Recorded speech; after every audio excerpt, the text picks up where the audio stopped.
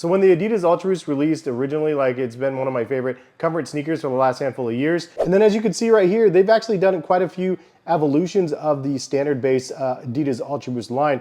And so we do have a new one for us in 2024. And this one is just simply called the adidas Ultraboost 5. So interesting naming convention that they call these the 5s. I don't know the reasons why necessarily, but I do like what I see, and I love to see the steady evolution of a product. So in this video, I wanted to show you guys the brand new adidas Ultraboost 5. And since I'm downstairs recording this video, I'll go ahead and just try them on side by side and just give you guys kind of like a live feedback of the comfort between some of the previous models, because this one doesn't look like the latest and greatest one from last year, the adidas Ultraboost Light. It does feature light boost in the midsole, but you can tell they actually went and did something different with this one. So it's not the same as the adidas Ultraboost Light or the adidas Ultraboost 22s or whatever these ones were previously. They went in a different direction for 2024 and they're calling it the adidas Ultraboost 5. They kind of took a step backwards. You remember this pair right here? This was the adidas Ultraboost 19. It looks very, very similar to the 19s, but in a better, more revised, like just a crazier version of like the 19s. And I also have the 20s out here as well. And you can see there is some similarities to like the 19s and 20s versus the 21s, 22s, and the lights. So is it worth buying or not? Well, let's go ahead and get into some of the information about the product, and hopefully you guys will make that determination yourself. If you guys are interested in purchasing a pair of these though, if you guys use the links in the description, I'll try to pin a comment as well. It does give me a little bit of a kickback when you guys use my links, and it lets adidas know that you guys saw my channel, saw my review, and appreciate the content. Supports my family, supports my channel directly when you guys do stuff like that. So much, much appreciated to you guys. First thing out of the box, like when I got these in hand, shout out to adidas for sending this pair over. It was one of those ones I was like begging. I was like, can you please send these? I see you guys have a new Ultraboost coming soon. I'd love to get them in hand, and they graciously send them over. But they don't dictate anything I say in the video. Luckily, this is all my opinion, so hopefully you guys enjoy that. But this first out of the box, I was like, dude, I love the gradient midsole fade, first of all. I know it's not gonna be for everybody because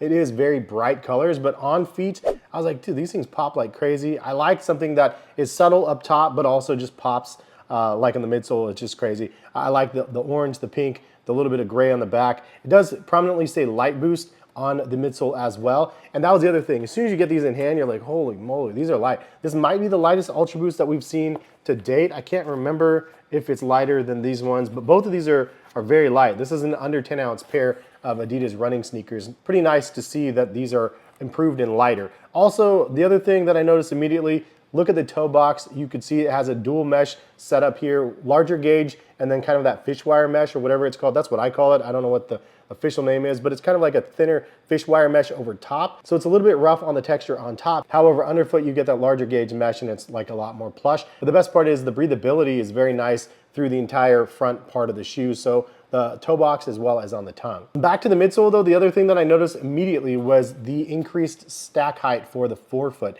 So previously we've seen a lot of stack height in the heel. The forefoot was a little bit too minimal and you just couldn't feel the boost as much as prominently in the forefoot historically, and I feel like they definitely made an adjustment on that forefoot. It's the biggest stack of boost on the forefoot in the midsole that I've seen out of all of the other versions of the adidas Ultraboost, which translates to more comfort on feet. So how are these on feet? I would say overall they are very comfortable. It's not gonna be the most comfortable out of everything that's out there, depending on how you define comfort. So I feel like that's definitely a talking point. First of all, if you want the softest and squishiest foams on the market, Boost is not that anymore. Like there's a lot softer foams on the market. And even on the adidas front, they have the Light Strike Pro, which is pretty soft and squishy. It's also very responsive. Boost is a little bit of a firmer foam than that. So keeping that in mind, it is not the softest and squishiest stuff on the market. However, most people don't define comfort in that way. I would say that if you're trying to find a comfortable pair of sneakers that you could wear every day, all day, I feel like this is one of those shoes that you're gonna appreciate because it's very similar to the previous Ultraboost.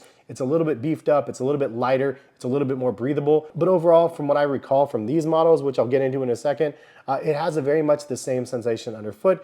It is pretty comfortable though. You do feel a little bit more in the forefoot, and the overall feeling underfoot definitely reminds you again more of the 19s and 20s than it does the Ultraboost Lights. For some reason, in my mind, the Ultraboost Lights and the 21, 22s, the overall structure and the shape of these, even though there's a lot of boost on them, you don't feel a ton of the boost underfoot. It's comfortable, but not like crazy amounts of squish like you'd think because of the look of it. However, the heel toe transition, very natural in the 21s, 22s, and so on. And I feel like the Ultraboost 5 also offers a nice heel toe transition. It's not quite as rockerish sort of feeling as I felt like in the Ultraboost 21s and 22s and lights. Now, one other thing to note is the tongue is a little bit more stretchy than the previous version of the lights, as well as even like the 20s. I feel like this one has a little bit more stretch here, so it's a little bit easier to slip on your feet. That was a little bit of a problem for some people because this material is pretty snug, so I do feel like this is a little bit softer. Overall fit for these, I would say do fit true to size. I'm a 9.5. These 9.5s fit me just fine. There is enough width in the forefoot of the shoe that I didn't feel like I was missing anything there.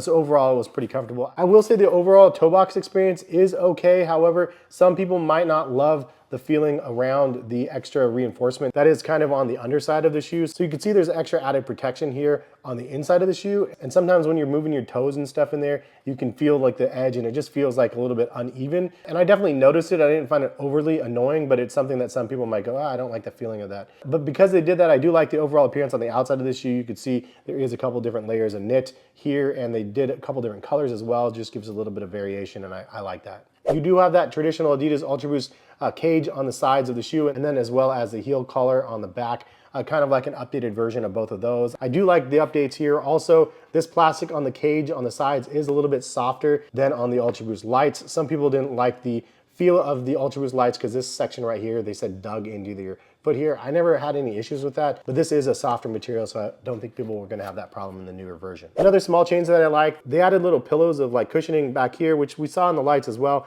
But I do like that the liner is done in a perforated material. For some reason, I don't know, I just like it. It looks nice. Now, as for the outsole traction, I don't know if they actually changed the torsion system a little bit on here, but you can see it's a very large X on the bottom. But I like it. It adds a lot of stability to the shoe. It does feel good heel to toe as well. And then you do have 2 strips of Continental rubber on the outsole as well, and then kind of a milky or rubberized traction on the midfoot of the shoe. Interesting design. I don't know necessarily why they did it in such a fashion where there's more on the big toe section. There's probably some science behind it, but honestly, I always like it when there's a little bit more coverage in the forefoot. So is this a running shoe? Is this a casual shoe? Obviously, they're marketing this as a runner. It is a running shoe from the core, like that's what the Ultraboost was intended for. Then it kind of took its own little turn when we kind of adopted it from the lifestyle perspective. Might piss some runners off, I don't really know. It might even make the brands mad, but at the end of the day, is it a shoe that you can have more versatility in? And I think that is the value add in a product. Can you make something that is exceptionally good for running and then also something that you can use for everyday wear? If you have a sweet spot in the middle, you can have something that sells a lot more units and hits more boxes for more people and more consumers. I do think that this is a nice running shoe. I don't run a lot, but I ran around the block a handful of times here and there with the dogs in these shoes, and they were comfortable. They felt good on feet. They felt pretty snappy overall underfoot. The comfort was definitely there. The cushioning was definitely there. Breathability as well as being a little bit more lightweight than what we've seen in previous versions of the Ultraboost. I also like that they kind of brought the price down a little bit as well. They were $190s and $200 ranges for some of the other Ultraboosts, and they brought them back down to the $180 price point, which still can be a little bit tough for some people out there. I totally get that. I saw comments saying, why would you pay $180 for these instead of buying like the previous version or like an Ultraboost 1 on sale for like $95 or less? And primarily the reason why is because it's a new product. Like at the end of the day, there's the early adopters that buy the newer products, and there's also people that buy the late model products and have like a nice value savings from buying the later product. And I totally get it on both sides of the fence. I love seeing a past model on sale for a really, really solid price and getting a solid deal on that. At the same time, I like to be able to get the product first and foremost in hand and on feet, and just to see, is it something that people are gonna adopt? I think that if you're wanting to get the latest and greatest version and just try it out and see how it is, it's always fun to be like one of the first people on the market to just try something new. If you don't wanna pay the money for something like that, I get that as well. Especially in this economy, if you'd rather buy a pair on sale, then more power to you. And I always try to post them when they're on sale at the lowest prices possible. So if you don't follow me on Twitter, feel free to do so. Feel free to follow my website, Collective Kicks, as well. So again, I understand the adidas Ultraboost coming in at $180 is still an expensive thing, especially in this economy, but I do think it is a pretty nice overall treat for your feet. Now here's some information on what Adidas says about the product. It says, chasing new PRs feels easier in these Adidas running shoes. Our lightest boost yet delivers continual energy return across the miles, so you feel fresh from start to finish. Add the torsion system between the heel and forefoot for stability, and you get a smooth, steady stride no matter how far or fast you go. It all rides on Continental Rubber outsole for secure traction in wet and dry conditions to keep you confident on your feet. This product features at least 20% recycled materials. It says that a textile upper and lining, torsion system, light boost. Weight is 9.7 ounces for a size 9, and the midsole drop is a 10 mm heel to toe. And this colorway is Cloud White, Halo Silver, and Lucid Pink. All right, so now I want to try on these next to some of these others and just give you guys my overall thoughts, which is more comfortable. So first I'm trying them on next to the adidas Ultraboost lights, and immediately I can feel the boost stack is higher. It feels higher in the new version, and there definitely is some more forefoot feel.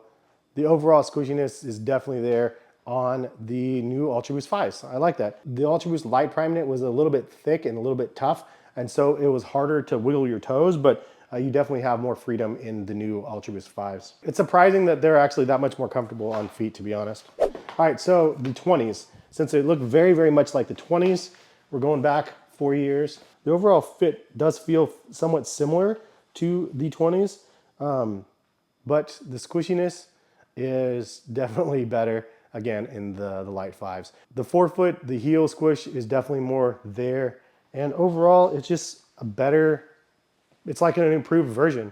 Yeah, it's pretty nice. It's crazy. It's crazy that there's that much of a difference as well. All right, so comparatively on feet, the Ultraboost 5 is more comfortable on feet than the Ultraboost Light is even, and it is kind of like an updated feel to the Ultraboost 20s. I think that overall they developed a pretty nice pair of sneakers. Now, is this the only Ultraboost we're gonna see this year? I have no idea. It sounded like they're gonna do another revised version of the Ultraboost Light that we saw, or the Ultraboost 22, 23, or whatever that one was called.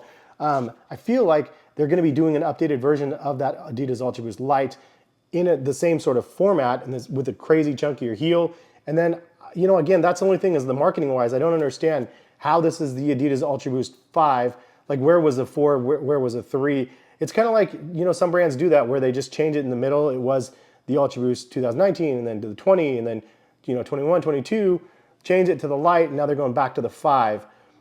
So it's confusing to myself as somebody that's bought like every single version. However, naming convention aside, I'll tell you again, it is like the adidas Ultraboost 1920, but a better, beefier, newer version of that, lighter, more breathable, more comfortable than the regular adidas Ultraboost, obviously, and then also more comfortable than the adidas Ultraboost lights. So I guess if you had to do a tiering system, this would be the most comfortable adidas Ultraboost that we had to date. And that is pretty interesting. That's pretty fun. If there are a couple things that I wanted to change about this model, the only thing that comes to mind for me personally is the tongue. I know some people like this tongue. It's literally on all of these models, the 19s, the 20s. I even have a Climacool version here that has that tongue. I really like this model as well. I thought it was cool. And in which way I don't love this type of tongue. I do like the more traditional 1.0 tongues that's a little bit more puffy. I know that that is not in line with what Adidas is doing with their like recycled stuff, and you know, it's harder to manufacture something like that for sure than probably it is something like this. However, I do like the standard Adidas Ultraboost tongues that they had on the 1.0s. If they can introduce that in some way on the upper on this, I think that would be a plus for me personally. That's just my only take back. That's just my only thing that I would say is something I would change. But again, I know why they would do this. This is performance based. A lot of the best runners out there have very, very similar tongue setups like these. So, you know, I totally get it. I just, that's the only thing for me. Like, I'm like, I wish they would make an alternate version. I'm not saying make all of them in favor of the like original tongue, but make some for like a relaxed version or something like that. And I think that would make these a perfect transition over to the lifestyle. Definitely excited to see more from Adidas though this year. You know, I feel like they've been killing it with a lot of their models. Sleepers out there that you guys don't even know about. I did a review of the Adidas SL2s. They're absolutely amazing. And then I have a pair of these as well that I'm gonna be doing a review on. The Adistar 3s, these are insane. This is such a soft and squishy pair on foot, like insanely soft and squishy. It's pretty insane for a $130 runner out there. So I have a review on these coming soon as well. But anyway, Adidas has been doing some great things, and it's fun to see some steady evolutions of my favorite products and seeing that they're taking care of them and doing a great job evolving the line. Hopefully you guys enjoyed the video, and if you guys did, drop a like on the video. If you guys do want to buy a pair of the UB5s, link in the description. Appreciate you all again for stopping by and watching. Have a good one. Hopefully see you back on the channel for some more content. All right, peace guys.